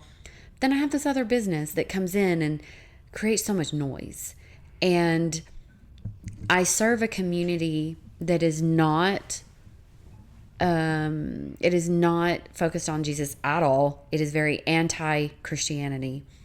And I originally thought that the Lord put me in this community to serve them and be the light and potentially be the only Bible they read that day, and to show the love of Jesus. But I'm feeling my light dim the more I do it. It's been 15 years. Well, after we talked about this the other night, what came to my mind was the scripture about pearls before swine. Please So remind me. I can look it up if you want it exactly, but it's been a theme in my life too, where you want to give and you want to give and you want to give good things to all the people. You don't want to be the person that lets someone searching down. You don't want to be Right. another one to abandon them. But at a certain point, you have to wonder if you're throwing pearls before swine. And what do pigs do? Got it. They eat Cover it up. everything, Yeah. and then shit it out the other side with no thought about it at all. Mm-hmm. And is that actually doing anybody any good if you're throwing pearls to pigs? Yeah, that's a Not very to good call point. people swine. I understand why that would be like, oh my gosh, but it's a metaphor. It definitely, for sure. And I think I'm getting to the point where it could potentially be a situation in that way, where this is taking up so much of my time and energy that it's taken me away from potentially serving more people within our bookkeeping business. And I tried to get out, and I talked to my partner, and she did not want to do it without me. And unfortunately, the business is not in a situation where it can just go, okay, sure, you can leave. Right. So it would be financially devastating for the business and or my family if I just up and left and quit or what have you. So but alongside of that, our bookkeeping business has the new client acquisition has slowed down dramatically, where I'm like, Lord, are you trying to show me something? Like, are you pausing me over here until I figure this out over here so that I can then come back? Or what am I supposed to be learning from this? And I thought I was doing the right thing, and I thought I was in the place I was supposed to be. And I think for a time I was. I truly believe that. But now what? But if he doesn't, the prayer is potentially to find somebody to come in and be her partner and buy me out so she isn't alone. Because I don't want it to go under, and I don't want to hurt the employees. Right. But maybe this isn't my season anymore. So I don't know. Yeah, I'm absolutely struggling. Because you're kind of transitioning Amber into a more predominant role, right? Yes. Yeah. Uh-huh. That's scary for everyone involved. Is it though? It is. Or is it what she needs? It doesn't mean it's not what she needs, and it No. can be both. That's true. I have utmost faith in Amber. I have no doubt that she can accomplish the things that I'm putting in front of her. And with her taking on some of the things that we've discussed, it frees me up to be able to go do more and in different ways, where otherwise I am kind of trapped in this other role. And I've had the pleasure of watching her step into a managerial role where we have not had that opportunity in the past. And the successes she's had and the struggles, but she's come so far in that I'm like, all right, let's take the next step. Let's do the next thing. And if the Lord, I can't even... Amber's cringing. I know, right? So badly. I am so grateful that the Lord put her in my life, because to be completely clear, I cannot, let me rephrase that. I can do this without her, but I don't want to, because she is so good at what she does, and she is so good at keeping me sane. I can do it without her, but then I'll probably go insane. And I don't want to, and I want to go on this next adventure with her and do these next things. And I can feel that's where my heart is, but the struggle is how to get there. Right. Yeah. Okay, so I looked up the verse. It's Matthew 7, verse 6. It's part of the Sermon on the Mount, so it starts with the Beatitudes. That sermon goes like 7 chapters or something crazy. It says, "Do not give what is holy to dogs, or toss your pearls before pigs, or they will trample them under their feet and tear you to pieces." That is very strong, because it is very much how I'm starting to feel, because many of the people in which I serve in that business are very much against what I believe. Yeah. And so am I sacrificing my beliefs for the dollar? It kind of comes back around to what we were talking about earlier. Boundaries are, they are loving, and sometimes oftentimes they're very hard to.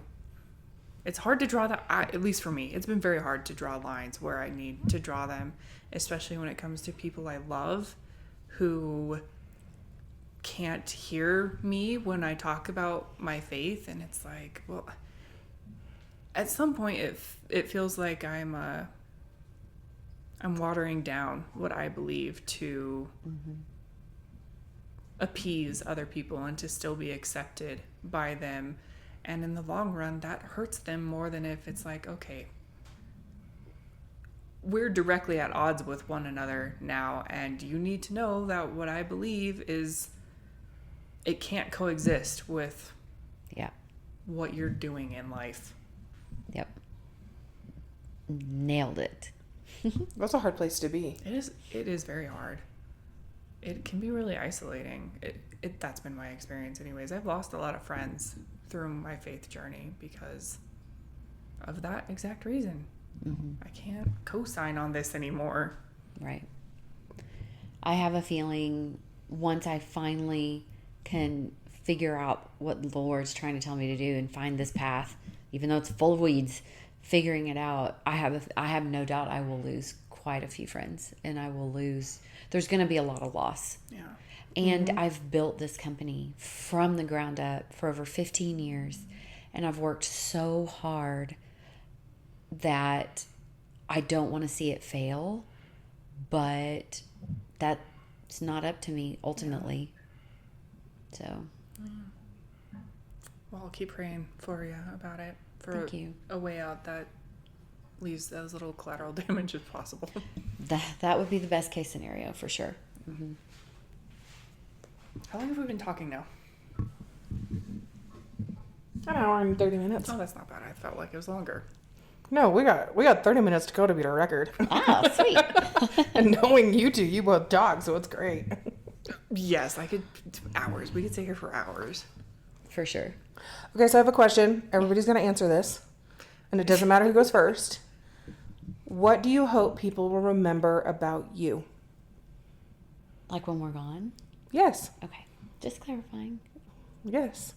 I'll go first because I can kind of cheat because I've already wrote it down somewhere. I send out a weekly email to my ladies, and in the month of July, because I am a self-absorbed human being in the month of July because it's my birthday month. By the way, happy birthday month, Jessica. Oh, I am not a birthday month person. I'm not either. You guys have to put up with me. It's I may fine. take a weekend, but that's okay. much. I'm going to make sure you guys are birthday month people. It's fine. One of the emails I sent, I think it might have been the second one, I literally talked about my Bible. And I remember going to a funeral 8-9 years ago, and the lady whose funeral it was, the pastor held up her Bible, and he goes, I had no doubt that the thing she highlighted and underlined and the date she put on it and the note she wrote in the margin, you saw lived out in her life. And so I wrote in this email, I was like, not to be morbid, but like when I'm gone, I want people to pick up my Bible and see what I've highlighted, see what I've written in, see the notes I've added, see the extra pages, see all of it and go, wait, I saw that in her. I didn't even have to see, I didn't need the Bible and to see where she was wrestling and struggling because I saw in her that play out, and I saw Jesus through it all. And that's what I want people to remember is that about me. And I often fail at that right now. And it is a struggle and a wrestling to like be that person that I want people to remember. Same. The things that came to mind are fundamentally perpendicular to my default flesh status. Because I'm a very selfish, vain. I'm a horribly vain person. But I would really love to be remembered as a humble, sacrificial human. And that's very difficult to override your flesh.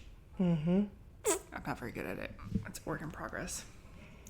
I've always wanted people, this takes it all the way back to the beginning of the podcast, is I want people to remember that I was a kind but silly person, like goofy, happy, funny, didn't take everything too seriously. I want to be remembered of someone you could get up to, someone you could have fun with, but you could also trust in the important things and the serious things, and that I would be there. Well, for me, you're doing that. For your daughter, you're doing that. I mean, you've left a pretty good impression on me, too, so. I'm pretty sure I could find like 17 other people that say the same. Well, I know that with you ladies, that what you've said, I haven't had an opportunity to get to know you, Jessica, as well, but it's so funny that you say you're a very vain person, because I have not one time in the few hours that we've known each other ever had that thought. Oh, good. I'm That trying would really hard. never cross my mind. So there you go. Yeah. That not one time did I was like, dang, she's vain. Nope, not once. And I've not either, and I've known you for over a year. I'm trying really hard, Amber. well, you're doing really well. You are. And Amber, you are. When I look at your Bible and your study life and your morning quiet time with the Lord, I take it very kind of like, I look at it selfishly like, God, I suck. Yeah, same. Right? There's a reason everybody Oh my God. texts Amber about Bible stuff. Yes. Yeah. And so the fact that you love the Bible and you're constantly studying it and constantly learning it definitely shames me. I know that's not your intention. There's no shame. It's all me. I am shamed. Take that shame off you. But It's definitely a conviction. it is. 100%, That's a yeah. better word. It convicts me. I like that better. Yeah. Thank you. That I need to do better and I want to do better. And I'm so excited to do this study with you ladies I'm very excited. from Texas in the fall and study it together with someone because it helps me with accountability. But it's also a topic that I am super interested in. And I hope it develops some habits in me that I can absolutely see within you that I admire. I appreciate that. Just so you know, been a believer for 32 years. And it wasn't until the last 6 that I really could read my Bible and understand it and wanted to. And it wasn't until 2022 that I actually chose to read my Bible cover to cover. And it was a lifeline for me then. So doesn't mean that it's overnight, and it's just a slow, steady growth for We both all of you. need friends like you who are deep in it and have already. Oh, I'm not that deep in it though. Yeah, but you're you deeper are. than me. It's similar to the class that we had when the guy said it doesn't matter how it does not matter how old you are, you're older than someone else. Well, it doesn't matter how deep you are in the Bible, you're deeper than someone else. And you are deeper in the Bible than I am. And I don't even hesitate to text you. I'll be in Texas on Sunday morning and I'll hear something in Sunday school or I'll hear it in sermon and I'll whip out my phone because I'm going to forget if I don't. And I immediately text her. I'm like, Amber, what does this mean? Or what is this? Or what is it? I don't Google it. I Amber it. Right. Yeah. Sorry. And then you're a mentor Amber now. Google it. Yes, sure. That's fine. No, and I've asked God for this. I've asked God for women who want to do life and dig in deep and ask the hard questions, and I may never know the answer, and I may go, this is my favorite line at Bible study. Jessica will second this. We have some women who really want to understand it and make it make sense. And my favorite, she's one of them, but there's a couple more that are way more extreme than you. My favorite line is, this is all the information we were given. We have to take it on faith and trust God and then watch the movie in heaven. Watch the movie in heaven. Like Genesis, there's 1,500 years between creation and Noah. We have no clue what went on. So just got to take it on faith, trust God, watch the movie in heaven. It'll be a fascinating movie. Yeah, it will. Okay, I have another one. Okay. Same as talking Bible. No wrong answers. It is not a test. This is what's your favorite Bible story, the ones you know and the ones you like and the ones you've heard. Ecclesiastes. Or book of the Bible. Oh, okay. Or book of the Bible. Ecclesiastes. Ecclesiastes. Why? It was the first book I read from the Old Testament in its entirety, and it is all about vanity and how bad vanity is. It's a good one. It was not a hard one to get through. No. No. Well, I have 2 that I like. Okay. 2 books of the Bible. I like the Revelations and I like Daniel. And the reason I like those 2 is because you're tying the end of the story to the beginning. Well, not the beginning, but closer to the front. Mm-hmm. And I absolutely love prophecy in the Bible. Of all sorts and all kinds, and I love digging into it. And what's intriguing to me about it is we don't know the answer. We don't know. And so you can say, this is what this means, and I can say, well, maybe. And people don't like that. They do not like that. And love messing with those people. Oh, I know. And you can say, well, the monsters in this book, they mean this and this and this. I'm like, well, maybe. But you don't know. Right. And so I love the prophecy that this is what this means and the imagery that comes along with it, and guessing. But for me, the Bible made no sense at all. It meant nothing at all until we studied Revelations. And I think what that meant to me, and all it was the light bulb going off of the millennial reign and heaven coming back, and basically reading the end of the book before you read the rest of the book. And then all of a sudden, the rest of the book started making sense because I knew the ending. Yeah. And so I love connecting. My favorite is Revelations, but I like finding the other pieces within the entire Bible that will predict and connect to the end of the story. Okay, because I know you've studied it several times. I just learned something like 3-4 weeks ago when we started Isaiah. The last third of Isaiah is all about, I knew the prophecies of Jesus, but there's prophecies of the end times in the last few chapters of Isaiah. Are there? There are. I did not know this. You know what? I did know that. I was I'm I did sure know you that. knew that. Do I know where they're at? No. Yeah, I'm really bad at dates and names and numbers. Revelation, there's a lot of it in the Old Testament. I Oh, think yeah. Ezekiel speaks about. I'm really excited to get to Ezekiel. Me too. We're I'm just studying excited to be out that of this Kings and fall. Oh, Chronicles. we're so close. You said you were studying. We're studying Ezekiel this fall, and I'm super excited about it. Down in Texas on our Wednesday night, and I'm really excited about that to see how they pull those pieces out and connect it as well. It'll be interesting. I don't know. I have a story. You have a story? Tell your story. Well, no, the Job. I think about Job a lot, like a lot. Probably more than I do too. any other Why? than Jesus. I don't know. I don't know. I just think about like when I'm going through something difficult, I just think about Job and all the crap that happened to him. And that is one of the, we talked about Job a lot when we got to it in our year-long Bible study. Mm-hmm. It's one of the harder ones to wrestle with, that story, because he's presented as an innocent man. Yeah. It's like, all right, here's, Just test him. Yep. Here's the shit show. What are you going to do? Yep. So, And then not breaking. Right. That's the better thing. So speaking of Job, I was talking to my brother, not the married brother, Stephen. I was like, wait, I've got to clarify that. And they're both younger. That wouldn't have worked.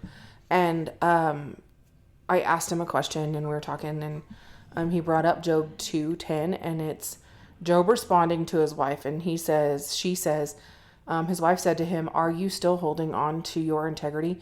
Curse God and die." So Job's response to her is, "You speak as a foolish woman speaks." Ouch.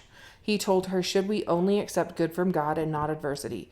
Throughout all this, Job did not sin in what he said.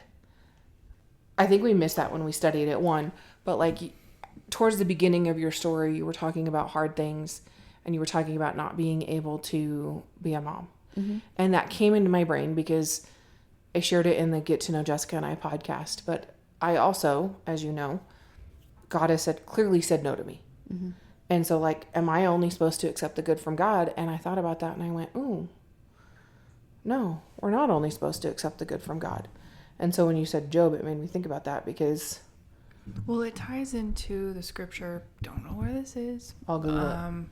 But it's like adversity builds character, character builds faith. I don't remember exactly. Talking about this one? I think I know what you're talking about.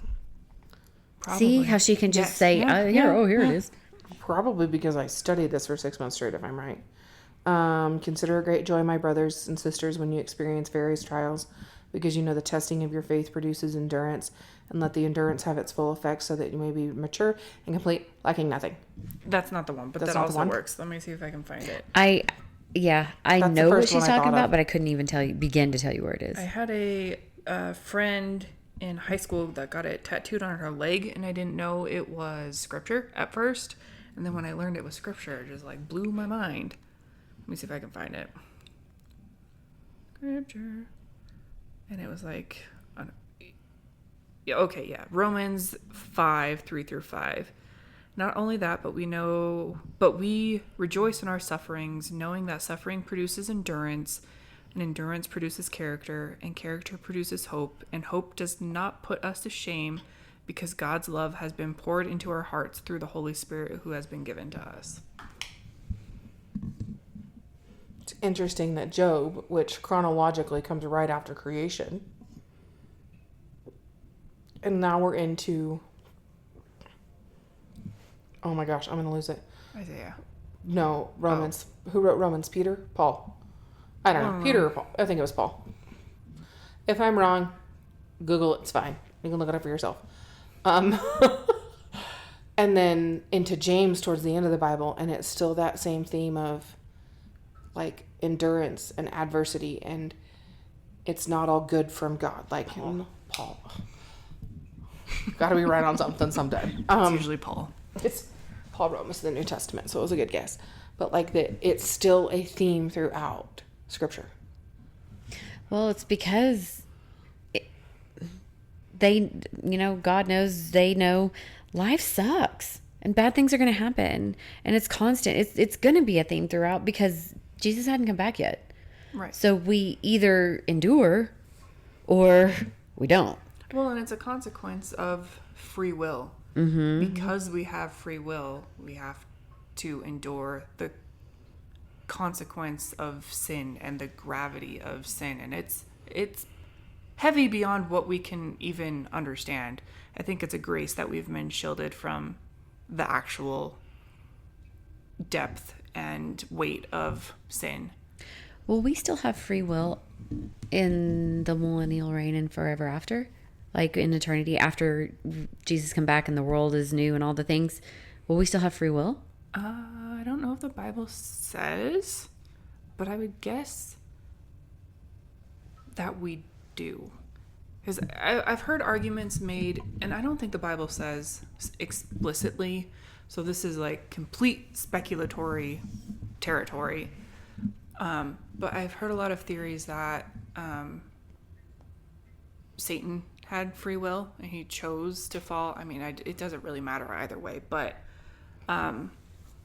well, now that I think about it stands to reason that we will, and because we've chosen him, we'll have a whole new set of choices that don't include sin, and we'll be in his presence and have chosen being in his presence. Well, and now that I think about it and I ask it out loud, they say that the Bible says that the people in the millennial reign, at the very end, when he does the final judgment, people are going to choose Satan. Yeah.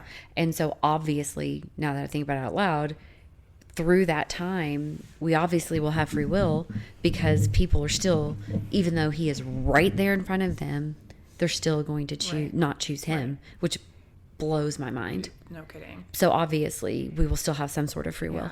Well, this reality, to me, it feels like a gauntlet, and us exercising our consciousness and our free will and our ability to choose, and learning here why you don't choose sin, so that when we get to heaven, we'll know that will be behind us and we can choose all the good stuff and hopefully like go build a spaceship and see a supernova or something. That'd be awesome. That'd be fun. You shouldn't need a spaceship. You can just go. As long as I get to see a supernova, I'm fine. I don't care. You're like, no spaceship required. I have a question for Jessica. Wait, you didn't answer your favorite That's true, you didn't. book or story. I didn't? Or whatever. I thought I had. I'm sorry. My bad. So I love the Psalms. I knew you were going to say that. I stinking love the Psalms. They've gotten me through so many hard times. But my favorite story, one of my top favorite stories, is the woman of the issue of blood, when God heals her. And it is a very personal story with my health journey, and then learning the law and the unclean, which really should mean the word unfit, not unclean. And what a risk that was of faith for her to go touch the hem of his robe, his garment, to be healed when she was not supposed to be anywhere near anyone. Like, I love that story and the faith in it. It's very powerful. It's one of my favorites. That and the story of which one's on the back of my Bible? Oh, please. The tent spike. That's a good one. You bring her up a lot. Deborah, right? Was that Deborah? It was a lady in the story of Deborah. It's in Judges 9. The woman who caught in adultery. I also love that story. The back of my Bible has it on it, and It's John 8, 6 through 11. Jesus stooped down. So this is after the men of the temple. The men brought her and like, hey, she's an adulterous woman. They probably all slept with her. Let's be really honest. That's how they know. Potentially the temple prostitute, right? Yeah, potentially. There's speculation that that was the case. So this is where Jesus comes in, and it says Jesus stooped down and started writing on the ground with his finger. When they persisted in questioning him, he stood up and said to them, "The one without sin among you should be the first to throw a stone at her." Then he stooped down again and continued writing on the ground. When they had heard this, they left one by one, starting with the older man. Only he was left with the woman in the center. When Jesus stood up, he said to her, "Woman, where are they? Has no one condemned you?" "No one, Lord," she answered. "Neither do I condemn you." Jesus said, "Go from here now and do not sin anymore." I just love the picture of grace in a society where technically she should have been stoned. Mm-hmm. But then he called her up into more. Did you have that Bible custom made? No, I ordered it. Interesting. They just perfectly picked it. Interesting. And then I picked it out because they did it perfectly. So I have a question Mm-hmm. for both of you, Okay. and then I can answer at the end. Do you have a situation in your life or a story or an event or something where I think I know what you might say, Amber, but where you have beyond a shadow of a doubt that the Lord was speaking to you? Oh boy. And yeah. Yes. Okay. Okay, let me sit back up. About 7 years ago, I don't know if it doesn't matter. About 7 years ago, right before I rededicated my faith, I was kind of dabbling in new agey, like chakra and Reiki and kind of Wiccan crap. And I did acid for the first time that summer. It's the only other thing. I've never been drunk, but I did acid once. And I started having really bad death anxiety after that, to the point where like I couldn't sleep because I was afraid that if I went to sleep, I wasn't going to wake up. So one night, I just stoned out of my mind. I decided I was just going to lean into it and see what happened. And I had what I can only describe as a vision of hell. And it was like split second, but it might as well have been eternity. And it was nothing.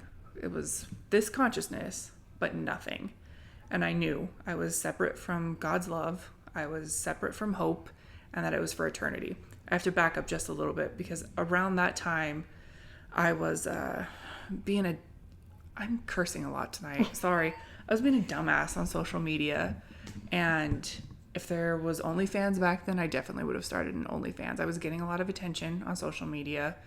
My eating disorder was at its height again, so I was pretty thin. And I was posting pretty provocative stuff on the internet. And I remember exactly where I was too. I had thought of like, because I had lots of questions that nobody could ask or answer growing up about the church. So I went off on my own to start finding these answers, and inevitably that takes you away from God at first. So I had gotten to a point where I was getting ready to publicly denounce Jesus. Like, Jesus, this is all garbage. None of it's real. And I remember like that moment, that still small voice is like, wait a second. Don't do that yet. Don't cross that line yet. And then shortly after that is when I had the vision of hell, and it snapped me out of it. I didn't immediately turn back to Jesus, but I stopped dabbling in all the crap. And around that time, my ex had a friend who tried to kill himself and essentially succeeded. He was declared dead for like 5 minutes or so. And he said that he saw black, he saw nothing. And then after my experience, I got to thinking about, those are the only two things you hear about people with near-death experiences, is either it's black or they see heaven.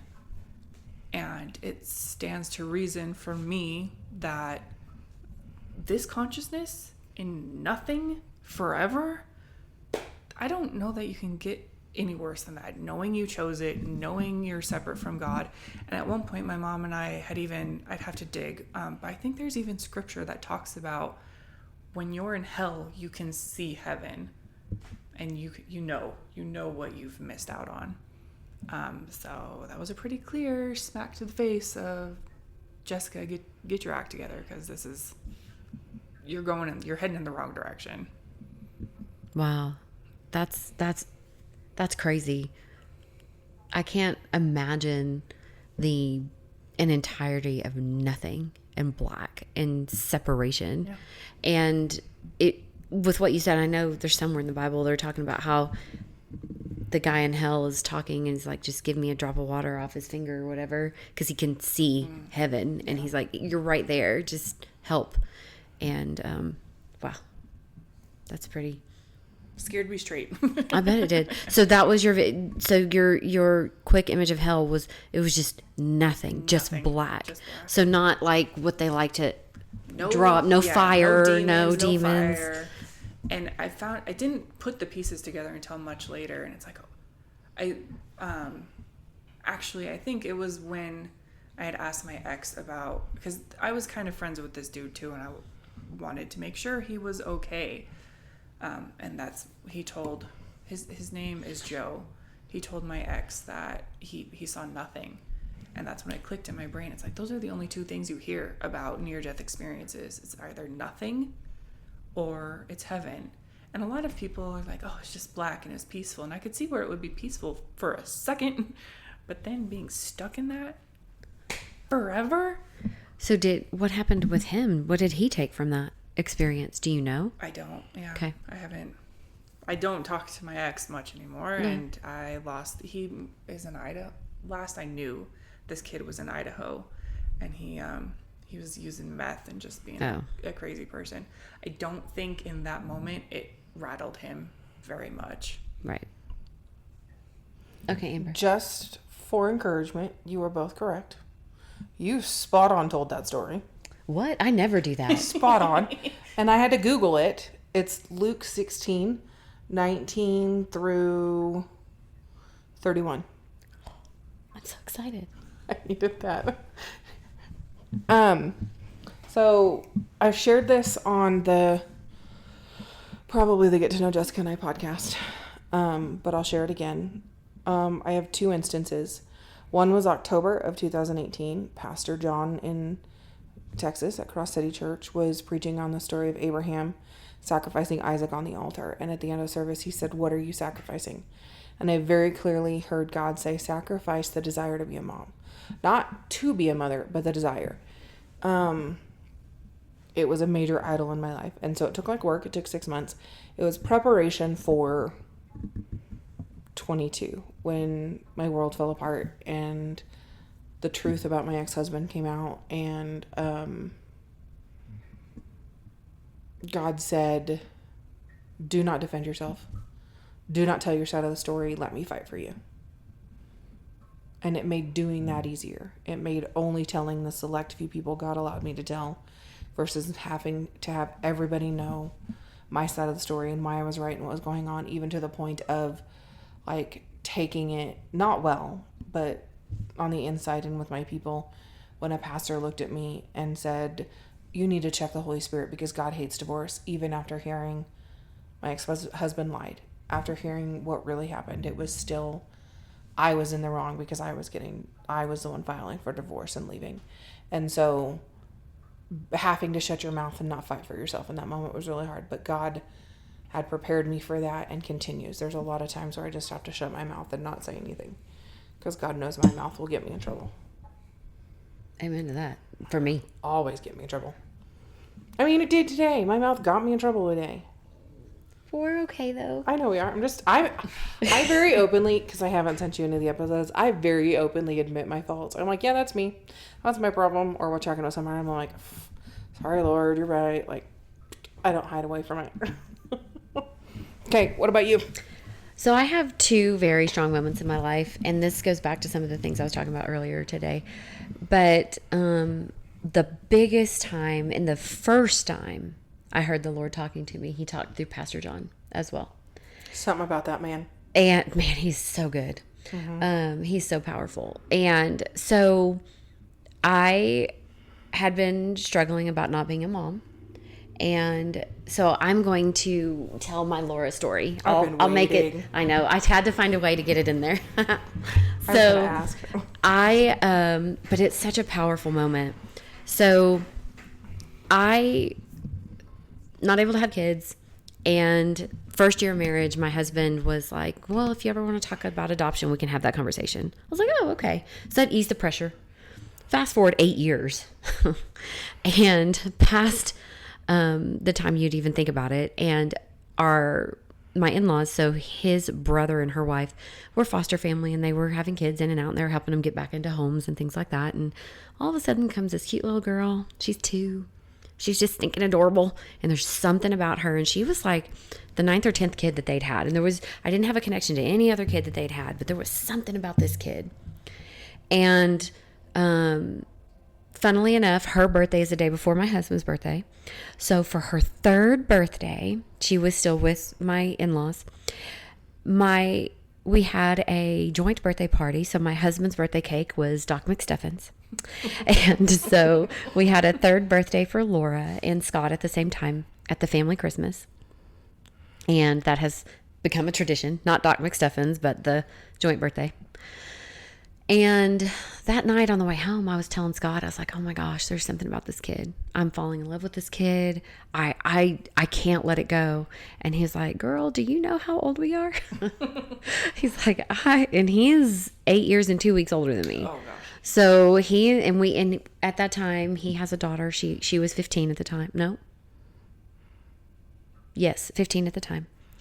And, so I was like, oh, what? You know what? You're probably right. It's fine. Not a big deal. So fast forward through the holidays coming up, Easter, all the things, and we see them, and it's getting stronger and stronger and stronger. Her parental rights were terminated in May the following year. And fast forward to 4th of July weekend, and we were having a big party at our house for the 4th of July. Our community does fireworks and stuff. And she was at the pool, and she had been told that her parental rights were terminated, and unfortunately it was not a good fit with our in-laws. So the play therapy therapist had told her that they were going to help her find a forever home. So my daughter started to go shopping.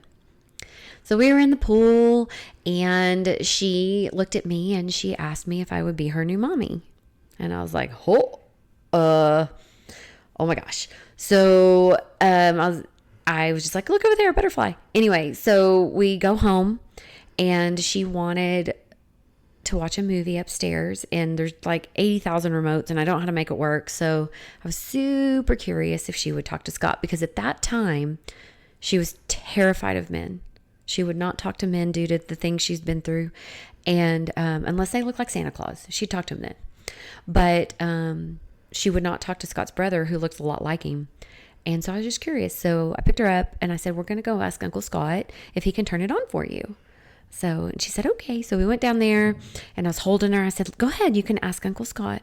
And she looks at me and looks at him. I was like, it's okay, honey, you can ask. And she goes, will you be my new daddy? Oh my gosh. And I was like, oh my gosh. Show your kid. Oh, it so is. And I looked at him and I was like, oh, that is not what she was supposed to ask. That was planned. She was supposed to ask you to put on Netflix. So this was on Saturday. They go home. He's like, yeah, sure, whatever. So they go home. Sunday morning, we were at church. This is where Pastor John comes in.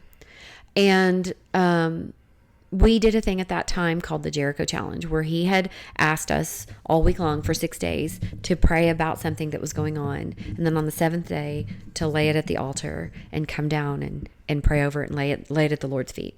So by golly, I went down there that Sunday and I said, Lord, I don't know what you want me to do. Am I supposed to be her mom, or do you have a better plan? If you have a better plan, please shut this door and help me heal from this and move on. Or if you want me to do this, just tell me and I will jump, and I will jump right now. And so Pastor John closed the prayer, and immediately right after that began talking about adoption. Oh my goodness. And he was talking about our pregnancy center and stuff, but I heard it. He was talking about adoption and the children that need you and the children that are being saved and things like that. And I was like, holy cow. And I've got chill bumps thinking about it right now. So sure enough, that day at lunch, Brooke happened to be with us for church that day. And I sat them down and I was like, I've fallen in love with Laura and we have an amazing family and I think we need to adopt her. And they were like, and they made it work. And we hit stumbling block after stumbling block because we had to be licensed to foster, but we were not going to be a revolving door. We were doing it for a specific child. And the foster agencies didn't want to help us because we weren't worth it financially. But we found a Christian agency that was willing to do it. But the problem is we had 30 days or she was going to get put on the adoption list. Oh my goodness. This is normally a 90-day program. We had 30 days to get this completed. And sure enough, because of the grace of God and the stubbornness of my husband and this amazing Christian company, we got licensed. She got placed with us. And the following year, she got placed with us when she was 3. And then it became official when she was 4. And ironically, her adoption day is the same day as my former my previous husband. I have a whole story there, but that was our anniversary date. Oh, wow. So I got to reclaim that date for something so much better. But I can still to this day hear the words that John was saying directly to my heart because God was speaking right through him. And that it was just so powerful. And I'm so grateful